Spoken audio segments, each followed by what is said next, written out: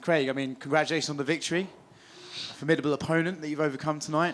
Where would this win put you in the rankings of jiu-jitsu right now? Well, I mean, I think given Felipe Pena is the pound-for-pound best grappler alive right now, taking him out, I believe, firmly puts me at number one. And really, it's hard for me to see anything else to do in the sport, because what else is there to accomplish when you're the number one grappler? Are we going to take on Santa Claus, or are we going to drink some beers, you know? It's tricky, right? I mean, so would you say that this could potentially be the last time we see you compete? I say that, but if I spend enough money tonight, I'll come back for the right price, you know? Las Vegas is the sort of place you can do that. Was there anything in the matchup that surprised you? Was his performance surprising? Were you going for overtime? How do you feel you performed? All right, to sum it up, right, when we spoke about the match, I was overtraining with Izzy.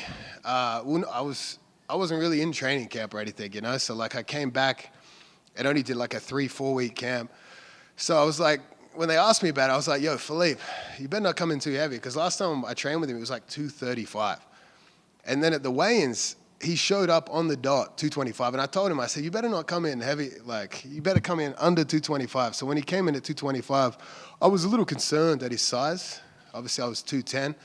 And then when we went out on the mats, I saw some of the most beautifully clean legs I've ever seen in my life. There was going to be no friction with the hair there. So I was like, you know what? It's going to be hard to leg lock. We better just game the rules and find a way to win. It's a bit of an awkward sequence, right, when you're both rolling, and suddenly the mat stops and they kind of try and keep you on it. Is that a bit of a weird one, especially in overtime where time is so valuable? In that position, I'm sure you weren't necessarily upset that it was kind of getting stalled out, but do you feel like that's a bit of a weird one with the rule set? Yeah, I mean, that's the challenge, right? It's like the best way to get out of the back is like a turning escape. And luckily, though, because I escaped in like 8 seconds the first one, Nicky was yelling out to me, obviously my younger brother, Nicky Ryan, was yelling out to me saying that, Craig, you just need to hold it back for 8 seconds. So I was surprised. Usually they'll stop it. Usually they'll be like, oh, you've secured enough time. But we kept going, so I was like, fuck, maybe I'm retarded. I better keep holding the back here. And when we started rolling for the edge, I was like, Victor, bro, surely this is done, mate. But yeah, it is annoying when we hit the edge. Yeah, you will... I don't want to ruin your night, but Gordon Ryan was back here and he wasn't very complimentary of your performance. Well, what was he saying tonight, guys? He was just saying that you didn't really achieve much and you were very good in overtime, but that was about it, and the rest of the time you guys were resting. And I know that Gordon and you sort of go way back. How'd you pull him off the toilet for the interview? Just... I can't remember. The Wynn bathroom's never been the same, I'll say that, eh? Yeah. It's always nice to see you guys together. You can tell that you guys are, you know, it's always like, it's just an old friends meeting.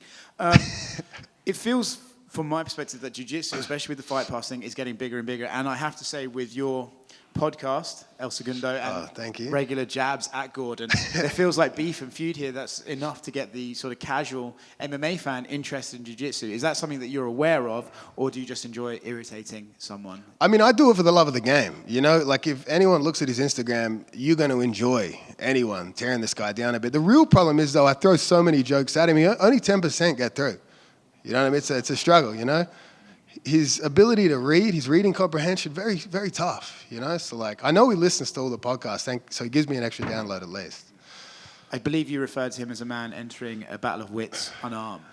Unarmed, that's for sure. All the brain capacity went to one of the brothers. That's sadly the truth. And how do you spend your evening tonight celebrating? Again, we're going to Hakkasan. I believe you're coming along. We're going to do the next interview there, right? Sure. Let's go.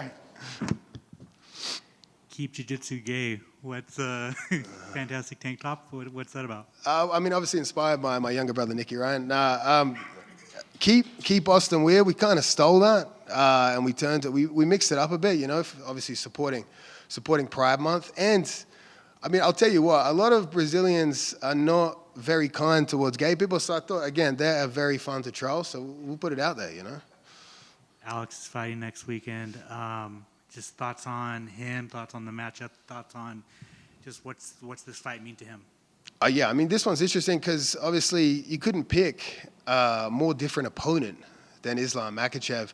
I had to help him prepare for Islam. I had to try to figure out all the things Islam was doing. Luckily, Yair on the ground, more like a traditional jiu-jitsu guy. He really plays a lot of closed guard, more in my wheelhouse. So when I was back in Wollongong helping him prepare, much easier for me to figure out than the mysterious Dagestani bullshit, you know? Awesome. Thanks, man. What was it like having Alex there supporting you? I mean, I'm not sure if you caught it, but he was kind of geeking out when you walked out to Down Under and pulled out his phone and recorded it. Oh, yeah, I mean, it was cool. I hit him up because obviously, like, I mean, we're grappling's pretty cool, but obviously what these guys are doing is very important. So, like, I'm usually in his corner. So I did ask him before. I was like, yo, do you mind if I take a match like 10 days before you fight? And he not only was like, go for it, he's like, I will fly in early. Typically only flies in a week early. So he came in early to be here for the match, to be here for my match, which is really cool. Hakkasan, let's go.